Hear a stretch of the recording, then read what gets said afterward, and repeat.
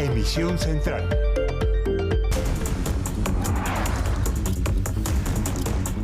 La noticia del momento es que una jueza negó la preclusión en el caso judicial contra el expresidente Álvaro Uribe Vélez.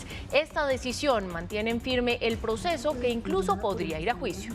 La Fiscalía había solicitado la preclusión y ya apeló, pero según la jueza Barrera, la Fiscalía no investigó lo suficiente y hay indicios que comprometen al expresidente. Los delitos son soborno y fraude procesal relacionados con el supuesto cambio en versiones de paramilitares para favorecer al exmandatario.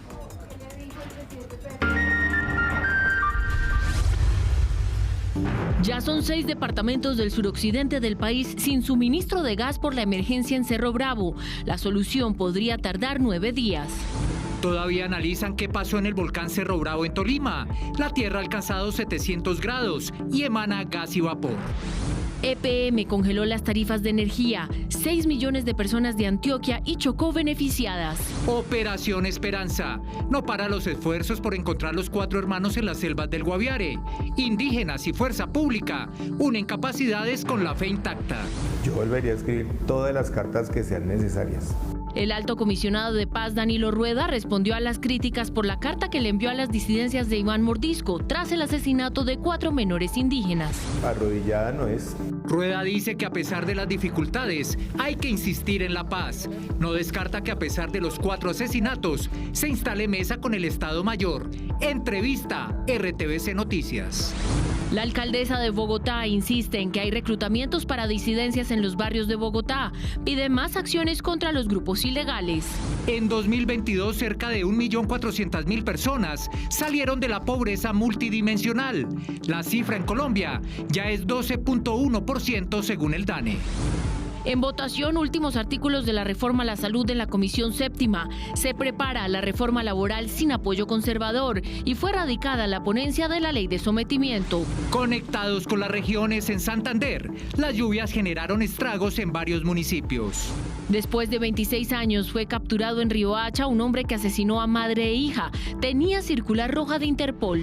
En el mundo, la Fiscalía de Chile acusó a 4 marinos señalados de asesinar a un colombiano en situación de discapacidad que vivía en las calles de Iquique. En deportes, colombianos en la Conmebol Sudamericana. Santa Fe visitó a Gimnasia de Argentina y Millonarios recibe a Peñarol en el Campín. Esperen oportunidades, atentos interesados en hacer posgrados en administración. Fin de semana con Fito Páez en Bogotá. En Cultura les contamos cuáles fueron los mejores momentos del concierto.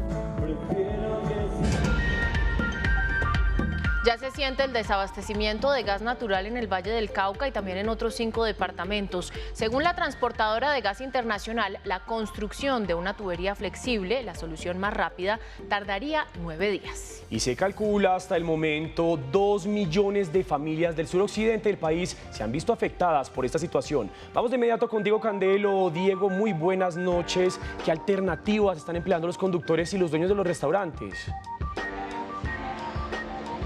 Mateo, buenas noches. Mire, la alternativa de los conductores es volver a la gasolina, pero eso está incrementando hasta en un 60% el costo de operación. Pero el panorama más complejo es el que nos encontramos aquí en Puerto Tejada, en el norte del Cauca. Mire, el panorama es desolador en estas panaderías como la que estamos en este momento. Hay otras 4 más que ya cerraron porque evidentemente el sobrecosto que significa trabajar con gas propano está generando no solamente aumento en el costo de los productos, sino que también sus propietarios hayan optado por no seguir operando en este municipio del norte del departamento del Cauca. En Valle del Cauca, 8 municipios ya no tienen gas. En Cali, el combustible vehicular escasea. Si bien los conductores desistieron de las extensas filas en 2 puntos del centro y sur de la ciudad para conseguir gas, la alternativa que tienen ahora es la gasolina, que incrementa hasta en un 50% su costo de operación. Entonces tenemos que trabajar. Entonces estamos ahorita echando gasolina, que estamos consumiendo por lo menos 60.000 pesos por lo menos en gasolina. Después ese carro, el motor 1500, le acabé de echar a 47.000 pesos de gasolina. Eso de aquí a las 7 ya no tiene nada. Ante la suspensión del gas en Puerto Tejada y otros 7 municipios del norte del Cauca, los restaurantes han tenido que recurrir al gas propano para cocinar los alimentos. Colocamos a trabajar con gas de pipa y resulta que se nos quemó mucho producto, se nos tostó el pollito apanado. Por el momento estamos trabajando con el gas que tenemos, ya veremos a ver qué precio sale la pipa de gas. En Cali se declaró la alerta naranja ante el riesgo inminente de desabastecimiento que por más de 10 días enfrentaría a la ciudad una vez suspendido el servicio domiciliario. Diego, cuéntenos usted dónde se encuentra en este momento y cuál es la situación. Mire, yo en este momento me encuentro en el municipio de Puerto Teja, esto es al norte del departamento del Cauca. Aquí la situación es constante, lo decíamos hace un momento, hay 4 panaderías que han cerrado. Nos encontramos con la otra historia también en los restaurantes y tiene que ver con que, por ejemplo, una pipa de gas costaba 290.000 pesos. Lo que dicen los comerciantes es que hoy cuesta hasta 360.000 pesos. Ante un panorama como este, pues realmente no hay bolsillo de los empresarios que aguante para poder seguir brindando esos productos. Lo otro que dicen es que la gente también se está quejando efectivamente porque hay un sobrecosto en los productos que tiene que ver efectivamente también con la situación del aumento en el gas propano que se convierte en la materia prima necesaria para preparar pues estos productos.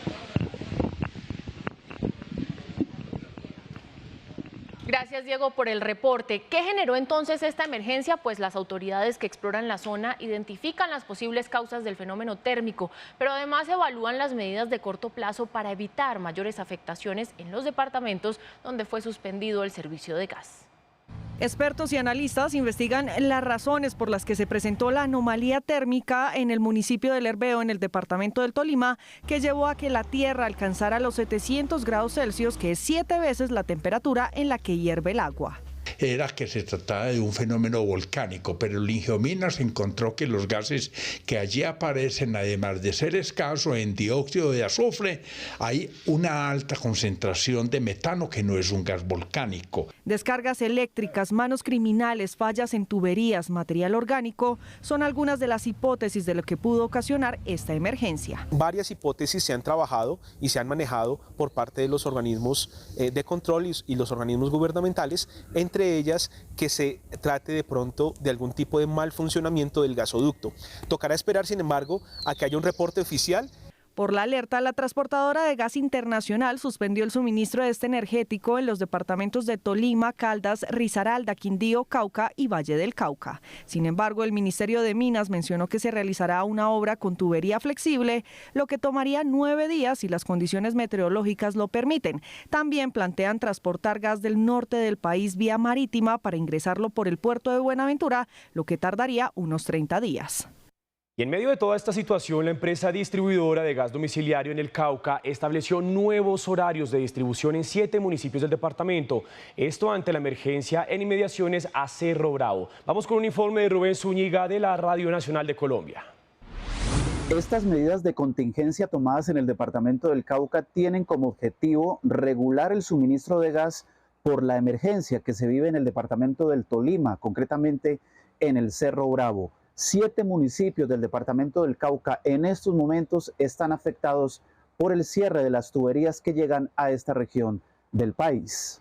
El horario de prestación del servicio para Timbío, El Bordo, El Tambo, Silvia, Morales, Rosas, Totoro Cauca, los corregimientos de Esperanzas de Mayo, en Mercaderes y Remolinos, en Taminango, Nariño, entre el 23 y 26 de mayo, será de 6 de la mañana a 9 de la mañana.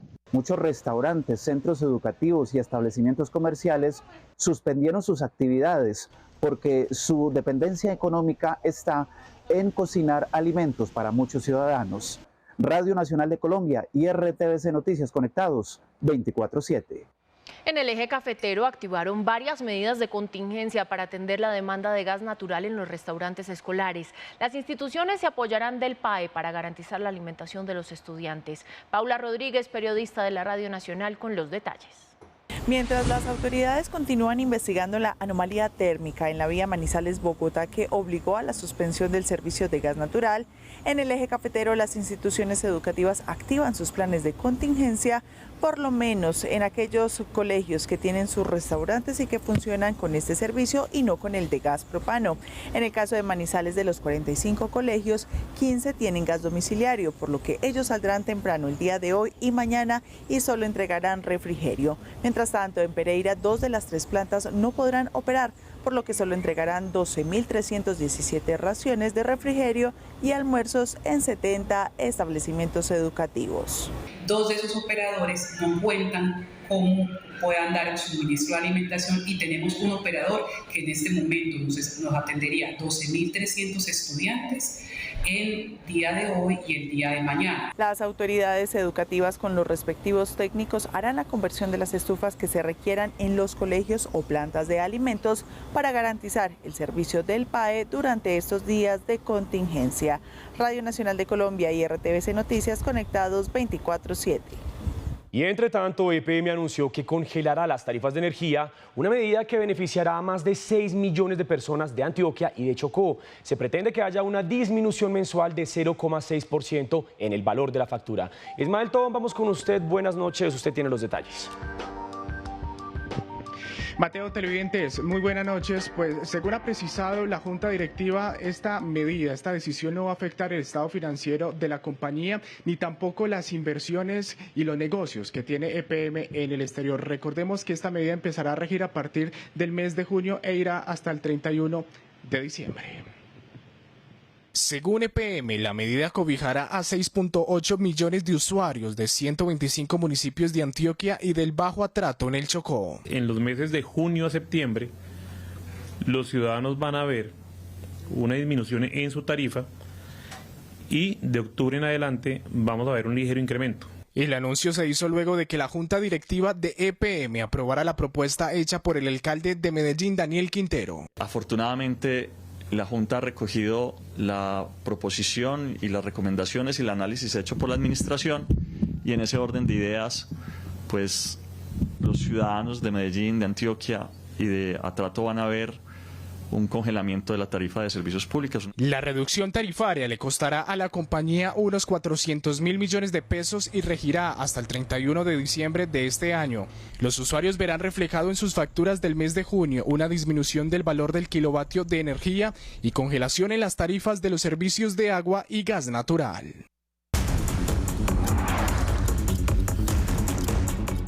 Les contábamos al inicio de la emisión que la jueza Laura Barrera negó preclusión del proceso contra el expresidente Álvaro Uribe Vélez por los delitos de soborno a testigos y fraude procesal.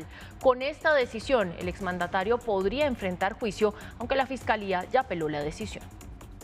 La togada concentró su relato en 7 hechos en los que presuntamente se habría cometido los delitos que hoy sustentan la investigación contra el expresidente Uribe Vélez. Supuestos ofrecimientos a exparamilitares y aparentes falsas declaraciones en un proceso contra el senador Iván Cepeda hacen parte de la investigación.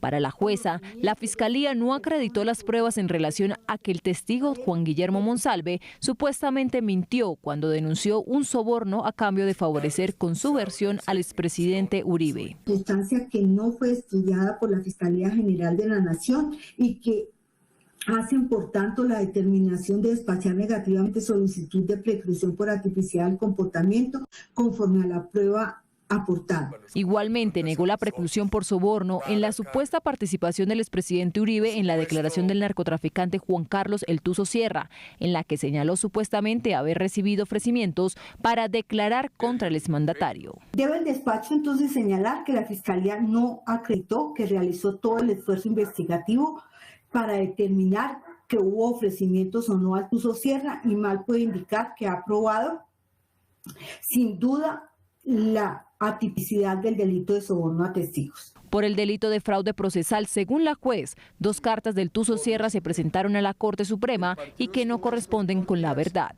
Tienen la idoneidad para hacer incurrir en error a la Corte, luego efectivamente sí existe probabilidad de verdad en el mismo. Por lo anterior, el despacho negará la preclusión por este hecho. El caso, que inició en el 2018 ante la Corte Suprema de Justicia, luego de que el alto tribunal decidiera no abrir una investigación contra el senador Iván Cepeda, hoy reconocido como víctima. El expediente pasó a la Fiscalía tras la renuncia de Álvaro Uribe al Senado. Esta es la segunda vez que la Fiscalía pide que el caso precluya.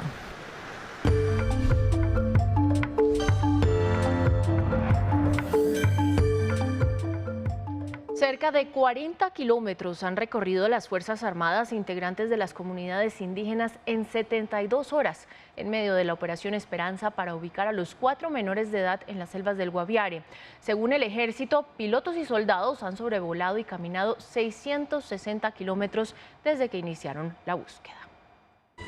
El grupo de indígenas que apoya las labores de exploración del terreno realizan rituales espirituales para abrir camino entre la vegetación y pedirle permiso y ayuda a la selva para que los 4 hermanos sean encontrados con vida. En este momento venimos acompañados en el helicóptero por todos los mayores y los sabedores de las comunidades indígenas que van a llegar a hacer un ritual para que la selva nos permita abrir camino y lograr cambios en el paradero de nuestros.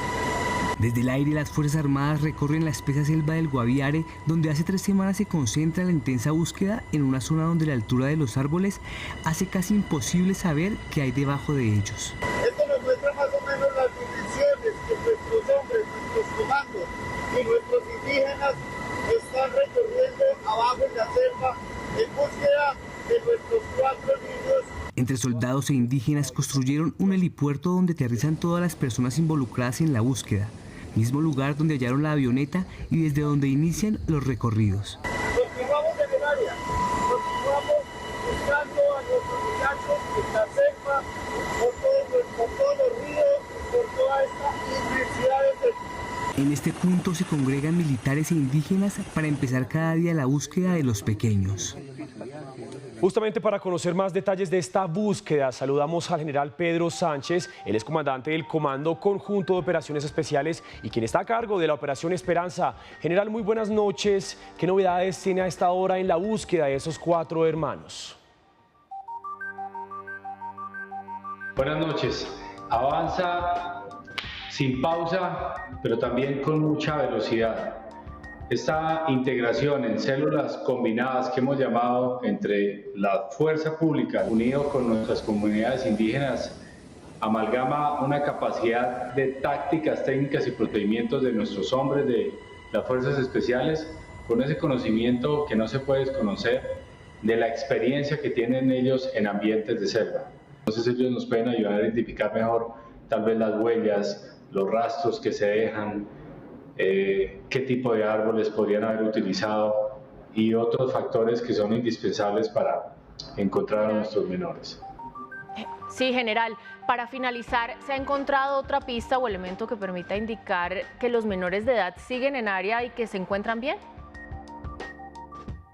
La última pista que tenemos es del pasado jueves, en la cual don Manuel, quien es el padre de los 2 niños y padrastro de las 2 niñas, junto con un equipo de comandos de reconocimiento, encontraron una huella cuyas características denotaban que podía ser una pisada de alrededor de entre 24 y 48 horas. Dirigimos todo el esfuerzo hacia allá, sin embargo, desafortunadamente no encontramos absolutamente nada y por las condiciones muy adversas que hay en la zona, como es la lluvia, pues borra las huellas y pasamos de tener indicios a tener incertidumbre. ¿Cuándo termina la misión? Cuando encontremos a los menores o cuando la lógica de todas nuestras tácticas, técnicas o procedimientos indique lo contrario. Mantenemos la fe intacta. Sabemos que la fe mueve montañas. Muchas gracias. Último minuto, RTVC Noticias. Vamos al Congreso de la República porque acabó de ser aprobada la reforma a la salud. ¿Cuántos artículos ya fueron aprobados? Adelante, Juan Carlos González con la información.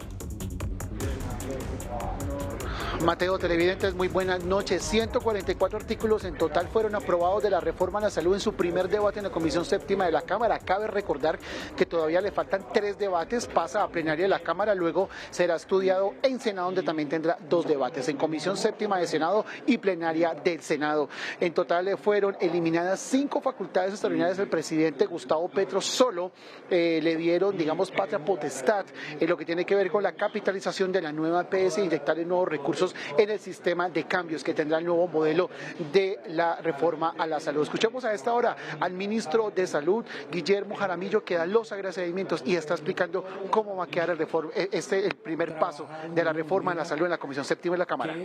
Me ha sorprendido. Yo estuve en este Congreso por casi 15 años, en varias ocasiones, y nunca había visto un trabajo más serio, más formal, más dedicado, más transparente. Entonces yo creo que aquí lo más importante de todo es que esperemos que lo que estamos planificando y trabajando acá pueda verdaderamente, como lo esperamos nosotros, ser benéficos. Esto es una construcción sobre lo construido.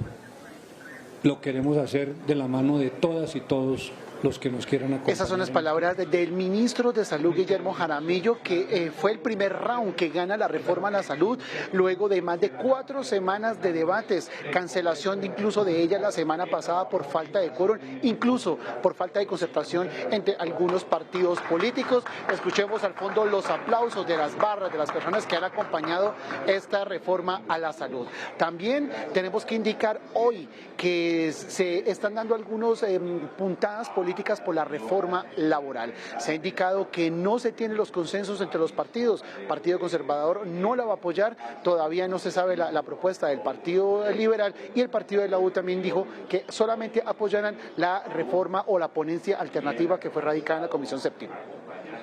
Partidos políticos como el Conservador y la U fijaron su posición frente a la reforma laboral radicada por el gobierno, mientras que los liberales aún estudian el camino a seguir. El Partido Conservador ha tomado la decisión unánime en bancada de no acompañar el proyecto de reforma laboral del gobierno nacional, o sea, lo votaremos negativamente. Si la ministra cree que las reformas no son para crear empleo, mucho menos tienen que ser para despedir. La ministra del Trabajo, por su parte, espera que la discusión en el Congreso favorezca a los trabajadores. El Congreso tiene una dinámica y la dinámica es que empezará el debate, miremos si va a ser negado o van a permitir que Colombia avance en términos de derechos como tal. La Asociación Colombiana de las Micro, Pequeñas y Medianas Empresas también hizo recomendaciones al Gobierno Nacional para que se garantice la protección al empleo. Fue radicada la ponencia para primer debate de la Ley de Sometimiento a la Justicia, mecanismo que entrega un marco jurídico a grupos ilegales para entregarse a cambio de recibir algunos beneficios jurídicos. Con la erradicación de la ponencia se revive la posibilidad de negociación con estructuras ilegales. El proyecto, que aún no tiene consenso entre los partidos, llega al Congreso en medio de un ambiente tenso frente a la paz. No hay reconocimiento político, no hay nuevos tribunales, no hay nuevos jueces, no hay nuevos procedimientos, es la justicia ordinaria. Se mantienen los estándares de la ley de extinción de dominio de hasta el 6% para retornar la riqueza de bienes entregados. La ley de sometimiento plantea penas entre 6 y 10 años de prisión. No habrá excarcelaciones masivas y tampoco reconocimiento político para grupos terroristas. Que se tengan en cuenta las víctimas, que haya procesos de verdad, de justicia y reparación como deben existir en este tipo de procesos. Por su parte, la oposición anunció ponencia negativa al proyecto. Porque nosotros bajo ninguna circunstancia le vamos a conceder estatus político a los mafiosos, a los narcotraficantes que se quieren retomar este país. Para el partido de gobierno, este proyecto puede garantizar la reconciliación en las zonas de conflicto. O seguimos matándonos o le damos la posibilidad a Colombia de ser viable. Pues yo creo que quienes estamos empeñados en la paz, quienes creemos en la paz y que ese es el destino que merecen los colombianos, vamos a seguir intentando la paz. En la ponencia quedó consignado que habrá doble candado para evitar colados. Uno en la oficina del alto comisionado, apoyado por inteligencia policial y militar, dirección militar, y el segundo será la fiscalía.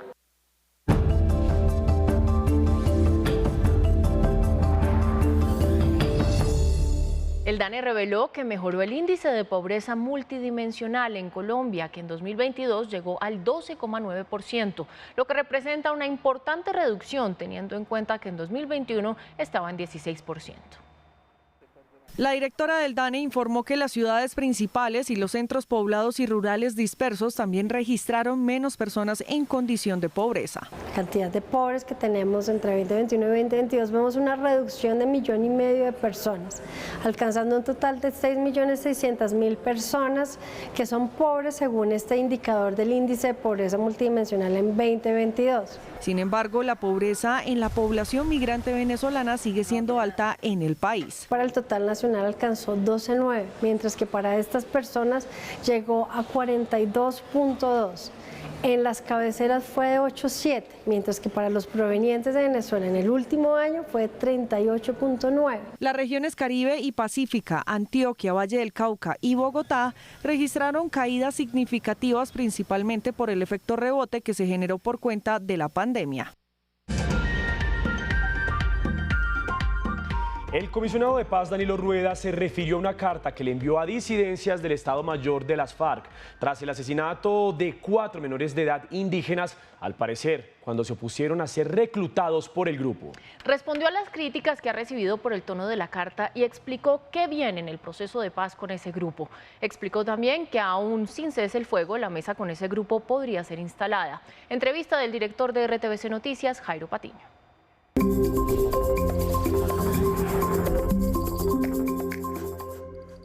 Le han criticado el tono a la carta, porque digamos lo califican, obviamente son calificaciones, pero se las traslado a usted, complaciente, un poco casi que arrodillada, si me permite la expresión. ¿Usted qué responde a eso?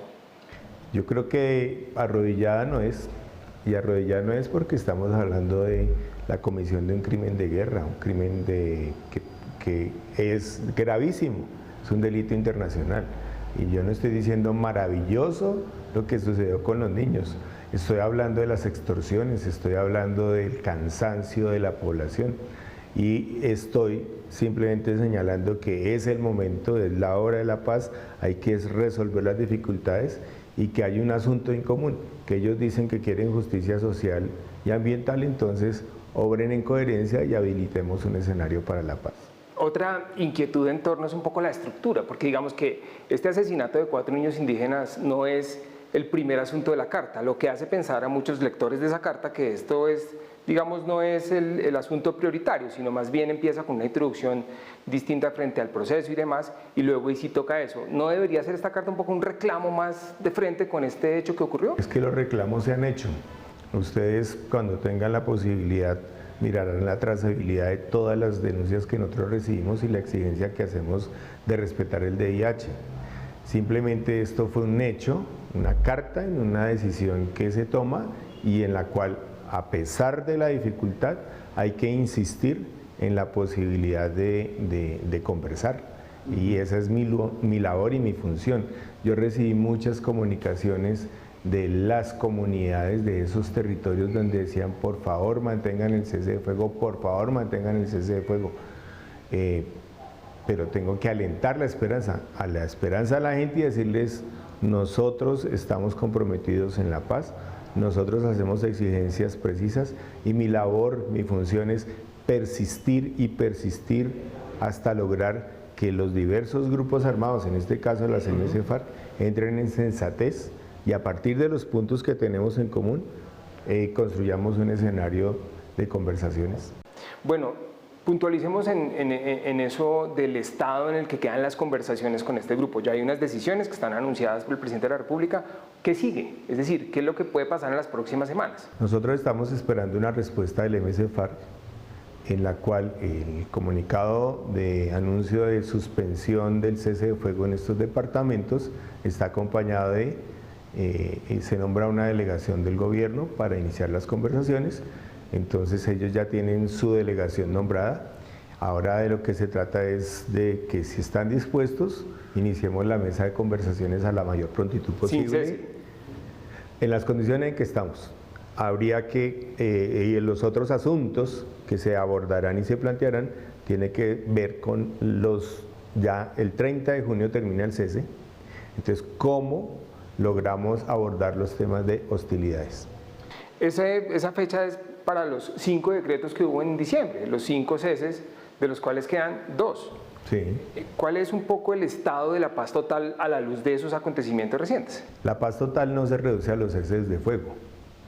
La paz total puede demostrar en esta fase de acercamiento que hay reducción de la violencia, que hay disminución del asesinato de firmantes de paz, puede demostrar que hay reducción de asesinatos de líderes sociales, puede demostrar que hay reducción de heridos y muertos de la fuerza pública en Colombia. Esos son los logros, esas cifras. Estos son unos logros. Hay otros, pero estos son unos logros que se pueden evidenciar. Y digamos, las perspectivas, porque un poco también la lectura que se da, pero también se la plantea a usted como una pregunta, es que son tantas mesas al tiempo andando que es un poco difícil. Digamos, el país en una sola mesa, la de La Habana con las FARC, se gastó varios años y fue un proceso muy largo. Sí. Un poco abarcar tanto, ¿no tiene ese riesgo? Algunos dicen el que abarca mucho poco aprieta. Acá lo que se dice es, podemos hacer en este momento de la historia lo que nunca se había logrado desarrollar. Hay una expresión ciudadana desde los territorios que muy pocos escuchan, reconocen y por supuesto no se han visibilizado suficientemente. Es la voz de los territorios, la voz de la gente que padece las violencias la que está construyendo la paz. ¿Y por qué la está construyendo? Porque en medio de toda esta situación y con cada uno de estos 8 grupos, además de clamar por la paz, empiezan a hacer ellos acuerdos humanitarios muy concretos de respeto a su vida e integridad. Empiezan a lograr también devolución de niños y niñas. Eso está pasando en los territorios. Eso está pasando, lo que pasa es que no lo conocemos, es difícil reconocerlo. Han logrado que los armados entiendan que es la hora de la paz. Entonces, si esa población, que es la que está sometida a las violencias, está empoderada, ahora, ¿de qué se trata? De que el país más grande, este país que quizás nos ve, se vincule, comprenda, dimensione. Entonces, ahí el poder ciudadano es el que va a llevar a que los que ejercen las violencias participen de una segunda fase, y esa segunda fase es la fase dialógica. La primera fase fue de acercamiento con signos de confianza, tanto en los escenarios urbanos como en los escenarios rurales. ¿Cuánto le queda a esa fase, comisionado? Depende, me explico, si resolvemos las dificultades con las MC-FARC, en próximas semanas tendríamos una segunda mesa de conversaciones. Si resolvemos, por ejemplo, unas dificultades que existen jurídicas, con las FARC, segunda Marquetalia, tendríamos otra mesa. Voy a terminar por donde empecé. ¿Esa carta usted la volvería a escribir como quedó? Yo volvería a escribir todas las cartas que sean necesarias. Todas las cartas que sean necesarias. Yo volvería a ir a todos los lugares que sean necesarios por lograr persuadir e invitar a los grupos armados de cualquier naturaleza a que se vinculen en este momento de la historia a la construcción de la paz. Comisionado, muchas gracias. Y el ministro de Defensa, Iván Velásquez, ratificó la posición del comisionado de paz en el sentido de que la suspensión parcial del cese al fuego con el Estado Mayor Central, luego del asesinato de esos 4 menores de edad, no significa la ruptura definitiva de la opción del diálogo. En entrevista con el programa Colombia Hoy Radio de la Presidencia de la República, el ministro de Defensa, Iván Velásquez, insistió en la necesidad de persistir en la paz. Se haya suspendido el cese de 4 departamentos con el Estado Mayor Central no significa una ruptura en la posibilidad de conversar sobre la paz. El hecho que llevó a esta suspensión del cese al fuego fue el asesinato de 4 jóvenes, entre ellos 3 menores de edad de la comunidad guáquira. Habían sido reclutados y escaparon de las disidencias de las FARC. Según Velásquez, tras suspender el cese al fuego, se activaron las acciones ofensivas en contra de esta guerrilla. El Estado Mayor Central no continuó realizando o hizo 2, tal vez, acciones en contra de fuerza pública, pero que las acciones en contra de las comunidades fueron persistentes en el tiempo. El gobernador del Meta, Juan Guillermo Zuluaga, convocó para este miércoles un consejo de seguridad con el objetivo de adoptar medidas para garantizar la seguridad de los campesinos y habitantes de los 29 municipios del departamento. La Alcaldía de Bogotá y la Policía Nacional presentaron el Comando Élite, que tendrá la misión de acabar con las bandas delincuenciales multicrimen de la ciudad. Cerca de 200 uniformados contarán con equipos de última tecnología y nuevo parque automotor. Dando cumplimiento a lo prometido desde el Gobierno Nacional con la capital del país en materia de seguridad, se presentó el nuevo Comando Élite.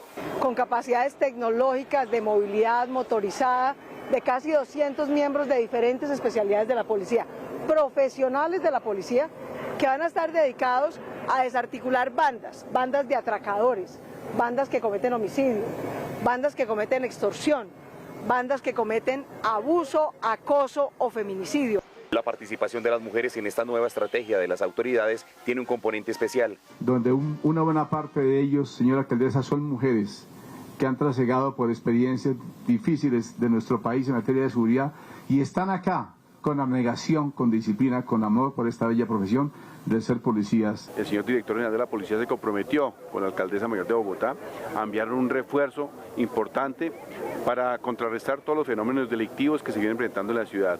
Como lo manifestaba nuestra alcaldesa y el señor director de la policía, debemos tener una lucha frontal contra toda modalidad delictiva. En la presentación del Comando Élite estuvieron presentes la nueva comandante de la Policía Metropolitana de Bogotá y la nueva directora seccional de Fiscalías de la capital. La alcaldesa de Bogotá, Claudia López, rechazó el homicidio de los 4 jóvenes indígenas a manos de disidencias al mando de Iván Mordisco y pidió al Gobierno Nacional órdenes claras para la fuerza pública. La alcaldesa de Bogotá criticó el plan de paz del Gobierno Nacional. Dijo que han sido meses de decisiones erráticas. Manifestó que no son claras las órdenes a la fuerza pública. Un día se le dice a la fuerza pública que actúe, al otro día que no actúe. Un día que hay diálogo y entonces no hay ofensiva y otro día que sí hay ofensiva. Le rogamos a su comandante en jefe, que es el presidente de la República, que le dé la orden clara de que ataquen a la criminalidad, de que persigan a los delincuentes en cualquier lugar del territorio nacional. López ratificó que la guerrilla había reclutado jóvenes que participaron en las manifestaciones de la llamada Primera Línea para cometer actos terroristas en Bogotá. Las disidencias de las FARC han reclutado en Bogotá. Los que empezaron financiando a la Primera Línea, que ha sido un nombre usado para que algunos hagan crímenes y vandalismo, terminaron ahora financiando el reclutamiento de las FARC. Pidió al Gobierno Nacional y al Ministerio de Defensa dejar en la capital del país a los policías que se formaron gracias al aporte económico del distrito. En Santander, las lluvias ocasionaron estragos en diferentes municipios del departamento. San Joaquín continúa sin agua, Málaga y Concepción nuevamente están incomunicados. Joana Niño, nos conectamos con usted y con la ampliación de esta noticia. Daniela, televidentes, muy buenas noches. Según Gestión de Riesgo del departamento, se está abasteciendo de agua a la comunidad de San Joaquín a través de carrotanques. Y para la Troncal del Norte se están realizando labores para la instalación de un puente militar. Hace mes y medio, la Troncal del Norte, ubicada en la provincia de García Rovira, sufrió graves afectaciones por la creciente súbita de la quebrada El Término. Y aunque los trabajos de recuperación habían comenzado, las lluvias de los últimos días ocasionaron graves daños que nuevamente dejaron incomunicados a Málaga y a Concepción. Acá pasa la vía Troncal Central del Norte, de la cual le sirve a los departamentos de Boyacá, Santander y Norte de Santander.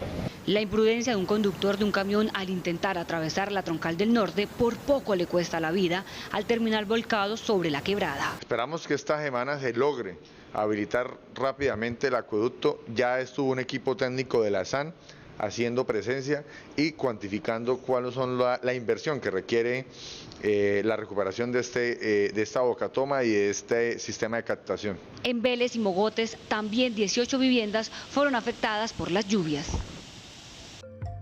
Y en la tarde de hoy llovió en varias zonas de Bogotá. Según el IDIGER, el aguacero se registró en al menos 8 localidades y hubo taponamientos en vías que afectaron la movilidad. Bosa, Fontibón, Barrios Unidos y Chapinero presentaron inundaciones en las vías principales. Y la Universidad Pedagógica en el norte de Bogotá fue epicentro de nuevos disturbios que protagonizaron algunos encapuchados que se enfrentaron con la fuerza pública. La situación se extendió por 4 horas, lo que produjo problemas de movilidad en la zona. Resulta que una marcha de estudiantes se salió de control luego de que la fuerza disponible evitara que se tomaran las calles y bloquearan las vías. Y después de 26 años fue capturado en Riohacha, en La Guajira, un hombre que asesinó a madre e hija en Atlántico. Zainia Gámez, usted tiene la historia. Muy buenas noches, cuéntenos los detalles. Mateo, muy buenas noches. Este crimen se realizó el diciembre de 1997, hace 26 años, en el municipio de Puerto Colombia, Atlántico, en la vía del mar que conecta a la ciudad de Barranquilla con la ciudad de Cartagena de Indias. El hoy capturado y presunto responsable de este doble homicidio habría matado a su pareja sentimental de ese entonces y a la hija de su pareja sentimental. Fue capturado en las últimas horas en el departamento de La Guajira, 26 años después, a sus 63 años, por parte de funcionarios de la SIJIN del Departamento del Atlántico, y ahora deberá responder por el delito de homicidio. Bien, Zaine, muchísimas gracias. Y las autoridades realizan pruebas de ADN a los cuerpos que fueron hallados desmembrados en La Guajira. Investigan si los homicidios estarían relacionados con la desaparición de 3 campesinos en Sucre. Más noticias de las regiones en el siguiente panorama. En medio de un velorio se registró un ataque a bala al suroriente de la ciudad de Barranquilla. Este dejó un saldo de una persona muerta y otra herida. Las autoridades trabajan en diferentes estrategias en estos puntos críticos de la ciudad. La Cumbre por la Vida, la Paz y los Territorios, plataforma que recoge a distintas organizaciones sociales en el Huila y del municipio del Pato Balsillas en el Caquetá, realizan una alerta temprana para avisar sobre el recrudecimiento que se vive de la guerra en sus territorios. 2 ataques sicariales en Buenaventura deja 3 personas heridas y una persona fallecida. Esta situación genera preocupación entre líderes y también organizaciones en la ciudad Puerto ante el recrudecimiento de la violencia que se vive en la región. Llaman al gobierno nacional. En el departamento de Nariño, una persona falleció a causa de un deslizamiento de tierra, eso en el municipio de La Cruz. Las autoridades departamentales hicieron un llamado al gobierno nacional para que se atienda la emergencia invernal que atraviesa esta zona del país.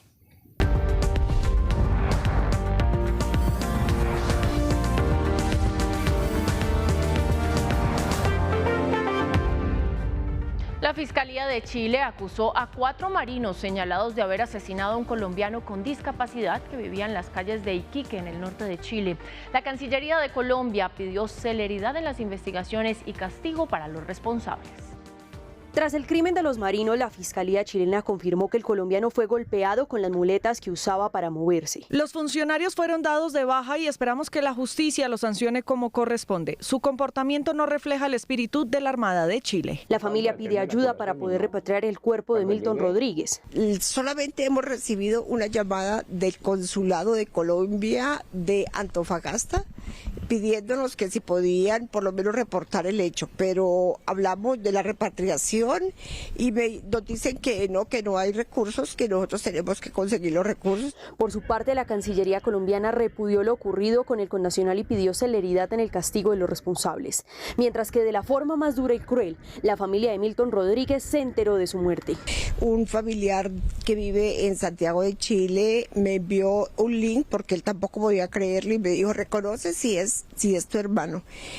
Infortunadamente me tocó ver ese video de una crueldad que yo quedé como suspendida en el aire, no sabía qué hacer. Milton había migrado en 2021 con el sueño de poder encontrar oportunidad en Chile en materia de energía solar. Pese a que en su travesía un hongo hizo que perdiera parte de su pierna derecha y tras enfrentarse a situaciones complejas que lo dejaron en situación de calle, había encontrado solidaridad en una fundación.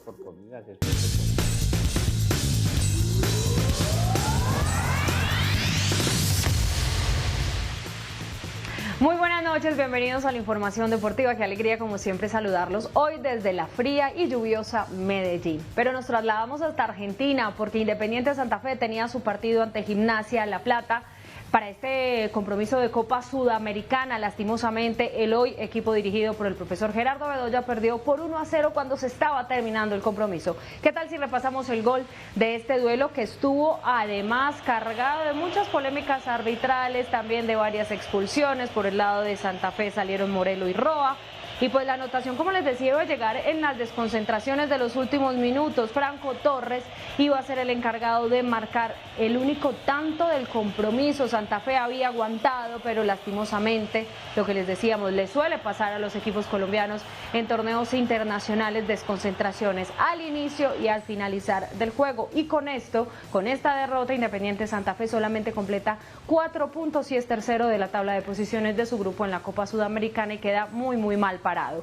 Pero ahora seguimos hablando de otro equipo colombiano, también capitalino, Millonarios, que se prepara en su casa, en el Estadio El Campín, para recibir a Peñarol de Uruguay, para tratar de seguir sumando victorias que le den la posibilidad de avanzar en este torneo internacional. Atrás quedó el empate a 2 frente al Medellín y Millonarios hoy se prepara para una noche de copas en el Estadio El Campín. A pesar de tener 3 ausencias por lesión como Daniel Cataño, Luis Carlos Ruiz y Juan Carlos Pereira y la ya conocida ausencia de Óscar Cortés por su presencia en el Mundial Sub-20, Gamero tiene herramientas para vencer a Peñarol. Hay muchas herramientas a diario. Yo en cada entreno siempre me gusta que el jugador entienda qué hace, qué no hace y que pregunte.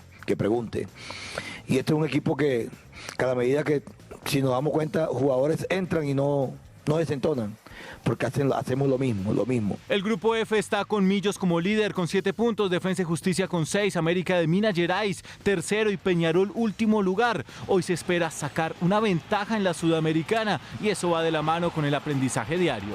Todos los días hay que aprender y cada día que usted vaya a un entrenamiento, váyase con el deber de que algo aprendió. Y si no aprendió nada, pregúntale al técnico qué hubo hoy. Peñarol ha perdido todos los partidos y se juega su última chance en Bogotá. Y ahora hablamos de fútbol femenino porque se terminó la fecha 17. Esto quiere decir que ya se conocen a los equipos clasificados a los cuadrangulares. En este caso ya las llaves están listas. En esta ocasión en la Liga Femenina no se hace sorteo, sino que se ubican de acuerdo a la posición en la tabla, justamente, de posiciones. Vamos a ver cómo quedaron las llaves. América versus Equidad. Las Diablas fueron el mejor equipo del todos contra todos y en los cuartos de final se enfrentarán al rival al que vencieron hoy en el Pascual Guerrero. La Equidad fue el último de los clasificados, sumó 23 puntos y ahora tiene la difícil tarea de eliminar a las campeonas defensoras. Santa Fe versus Jumbo Industriales. Las Leonas ganaron 2-0 y dejaron a Llaneros sin oportunidad en los 8 de Colombia. Fueron segundas y son favoritas por su tradición dentro de la liga.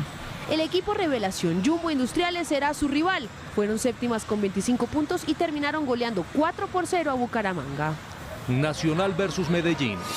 Habrá clásico paisa en los cuartos de final. Hoy se midieron y las verdolagas terceras comenzaron ganando. Pero Medellín empató el compromiso. Resultado que las hizo bajar de posiciones en la tabla y por eso, como hoy, pinta para partidazo en las fases finales.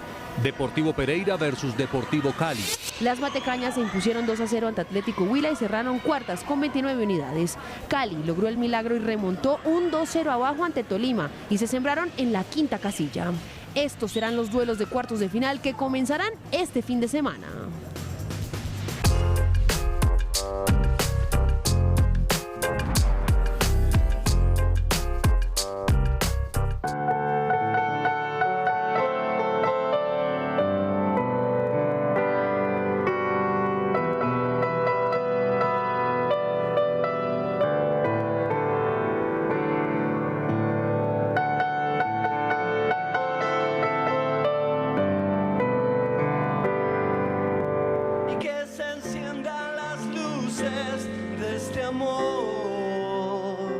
Y esta noche tenía que recibirlos con Fito Páez porque desde hace unos días no me puedo sacar sus canciones de la cabeza por 2 razones. La primera es porque hay una serie buenísima que cuenta sus primeros años de vida y sus primeros años de carrera musical.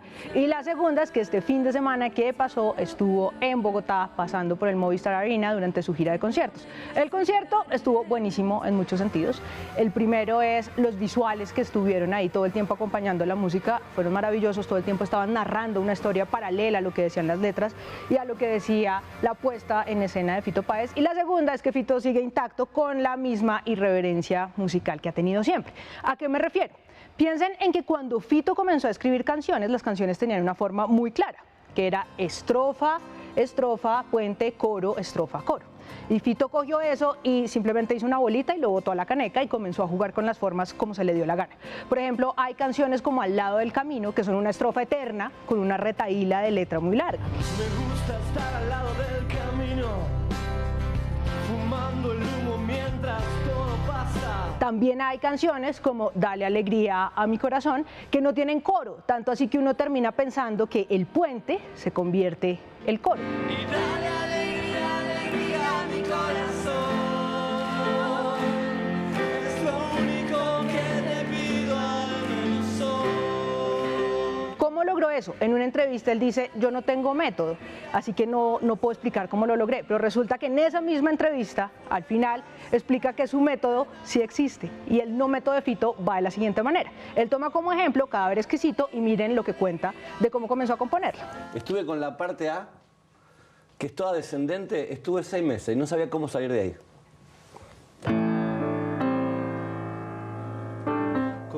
Comienza el día y una luz sentimental se envuelve, vuelve, se va. Les voy a mostrar acá por si no quedó muy claro.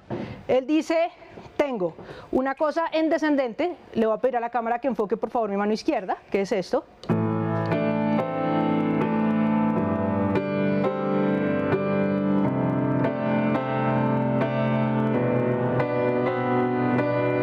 Se dan cuenta, todo el tiempo está bajando. Y miren lo que dice luego cuando va a contar cómo siguió. Dice, me bloqueé, ¿no? Ya no sabía qué hacer. Y miren lo que dice para seguir. Lo que tenés que hacer es subir.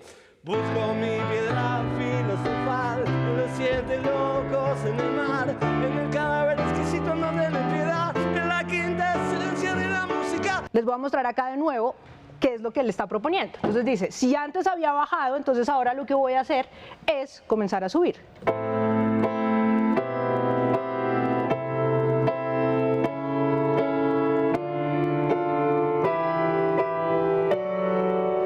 Es decir, vamos de abajo hacia arriba del piano. ¿Qué quiere decir esto? Que el supuesto método, no método de Fito Páez, es la compensación. Si bajo, subo. Si voy al agudo, voy al grave. Si la canción estalla, luego la recojo. Si la comienzo recogida, luego la estallo. Dentro mío en el amor y el odio, tener que pensar. Preferiría tu sonrisa toda la verdad. Avanzo un paso, retrocedo y vuelvo a preguntar. Que algo cambie para no cambiar. Jamás todo es imperfecto, amor y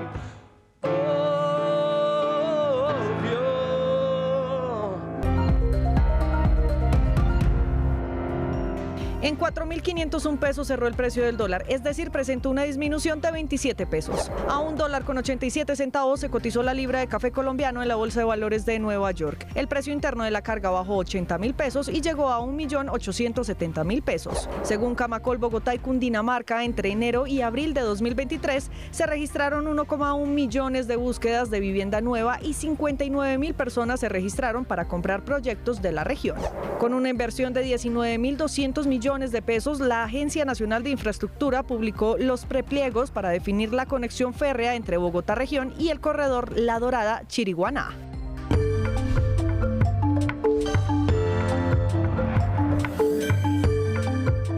Seguimos con más noticias. La JEP inició el proceso de acreditación de víctimas de crímenes no amnistiables cometidos por las extintas FARC en el sur del Tolima. Cerca de 250 participarán de la jornada que culmina mañana. Más hechos del día en un minuto.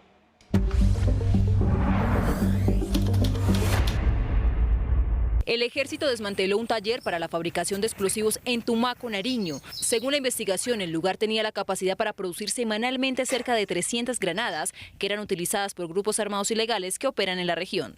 La Fiscalía ocupó 29 bienes en Montería y Cereté que pertenecerían a presuntos implicados en la apropiación de recursos destinados a la atención de la niñez en Córdoba. El avalúo preliminar de esos activos superó los 5.400 millones de pesos y fueron entregados a la SAE para su administración.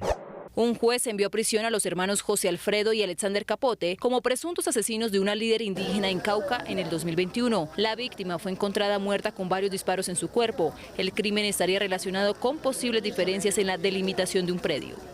La Procuradora General Margarita Cabello aseguró que en Colombia hay exceso de rutas y normas para la atención de casos de violencia contra la mujer, pero poca articulación entre entidades responsables, por lo que pidió comunicación efectiva entre ellas.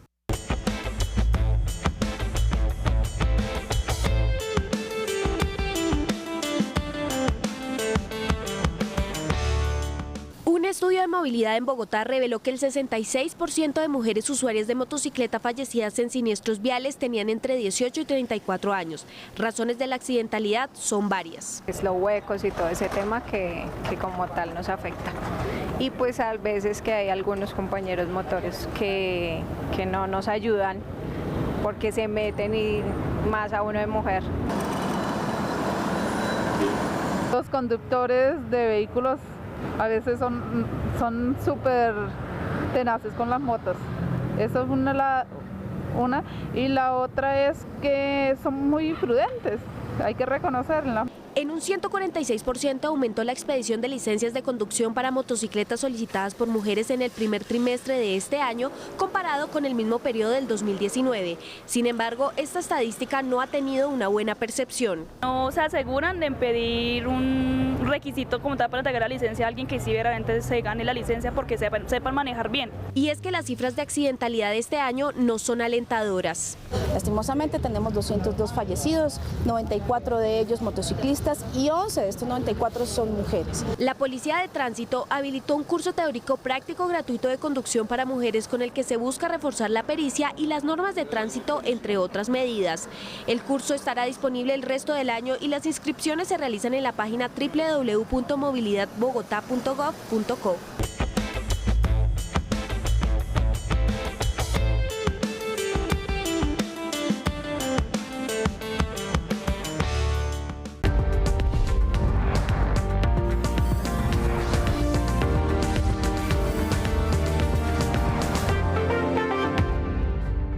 Hoy se reinició la búsqueda en una presa en Portugal en el marco de la investigación de la desaparición de Madeleine McCann, una niña británica cuyo rastro se perdió en 2007. Camila Bradford con más detalles. Camila, adelante.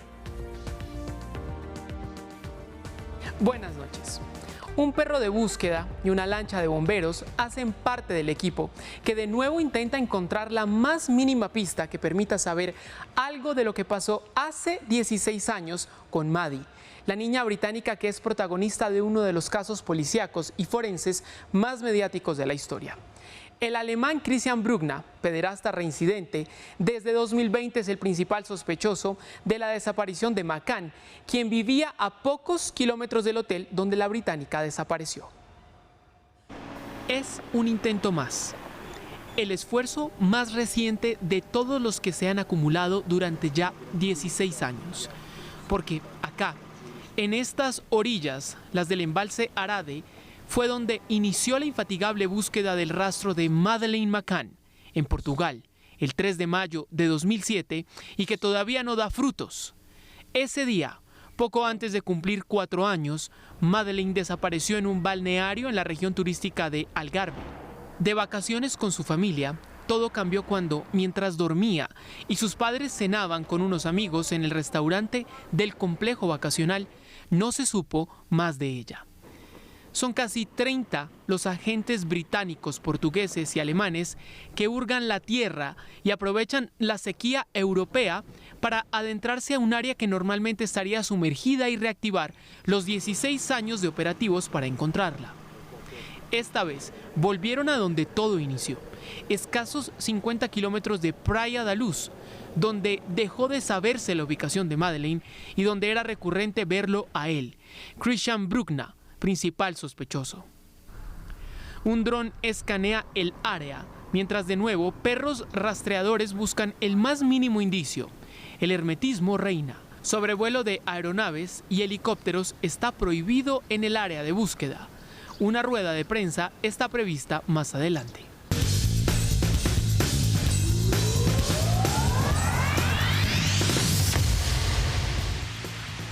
Seguimos con mucho más aquí en RTVC Noticias, con ciclismo, con el Giro de Italia, que tiene nuevo líder, Geraint Thomas, y en esta etapa que estuvo bastante luchada, sobre todo por los favoritos a llevarse la maglia rosa. La llegada al Monte Bondone representó peligro para Bruno Armirail, líder de la general, y un desafío para dos de los favoritos al título. Geraint Thomas de Ineos Grenadiers y Primož Roglič del Jumbo-Visma salieron a la fuga con Joao Almeida, Edward Dunbar y Sepp Kuss. El único que pudo seguirle el paso a Almeida cuando atacó fue Thomas. El británico estuvo a rueda del portugués, que a 3 kilómetros del último puerto del día supo que había suficiente tiempo para buscar su primera victoria en una grande. Para el líder de Ineos Grenadiers, la pelea iba más allá del podio del día. Era la posibilidad de retomar la maglia rosa y así fue. Almeida ganó en Bondone y el británico y su equipo recuperaron la camiseta más importante. Hubiera sido genial ganar la etapa, pero tenemos que saber jugar porque detrás están Joao y Roglič. Este miércoles, etapa que comienza en descenso y termina en zona llana de 197 kilómetros entre Perguine Valsugana y Caorle.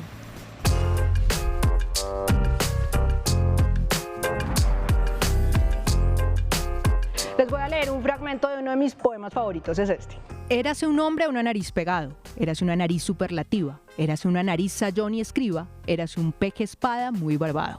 Esto lo hizo Francisco de Quevedo y se llama A una nariz, y se lo hizo a Luis de Góngora porque era muy narizón y además era su enemigo durante el Siglo de Oro. Los dos eran poetas y se estaban peleando de alguna manera el favoritismo de la corona. Luis de Góngora estaría celebrando efeméride de fallecimiento hoy, así que vamos a hablar un poco de esa rivalidad. Quevedo comenzó a escribirle versos insultándolo y Góngora a respondérselo. El primer enfrentamiento era porque Quevedo era conceptista, es decir, decía que la poesía no debía estar metida entre las metáforas y las metonimias y todos estos enredos gramaticales, sino que debía ser muy transparente. Y Góngora decía que la poesía debía ser culteranista, es decir, llevar el idioma a su máxima expresión y a su máximo punto de dificultad. Luego vinieron los apodos. Quevedo le decía a Góngora narizón, todo lo que se le ocurría. Góngora le decía que bebo, con 2 Bs largas, porque al tipo le gustaba tomar. Y también le escribía sus propios versos. Les voy a leer uno que le escribió Góngora a Quevedo. Anacreonte español no hay quien os tope, que no diga con mucha cortesía, que ya que vuestros pies son de lejía, que vuestras suavidades son de arrope. Después de todo ese rococó de palabras, básicamente lo que quiere decir es que Quevedo es un pésimo poeta. Todo esto llegó a su punto climático cuando Quevedo compró la casa en la que vivía Góngora. Góngora vivía en arriendo en la calle de las Letras y comenzó a endeudarse y a colgarse con las cuotas, y Quevedo, que tenía más dinero, compró esa casa, pero no para vivir ahí, sino para poder echar a Góngora, y dicen, eso no está comprobado, que luego quemó todo lo que había para limpiar la casa de culteranismo. Como en todas las discusiones y en todos los enfrentamientos uno siempre toma partido, yo me voy por el lado de Quevedo, y para despedirme les dejo un fragmento de un poema en el que él más o menos dice que para imitar a Quevedo y para escribir como Quevedo solo hay que usar un montón de palabras rebuscadas. Vean ustedes. Quien quisiere ser Góngora en un día, la Jeri aprenderá Gonza. Siguiente, fulgores a rogar, joven presidente, candor construye métrica armonía, poco mucho, sino purpuracía. RTBC Noticias, emisión central.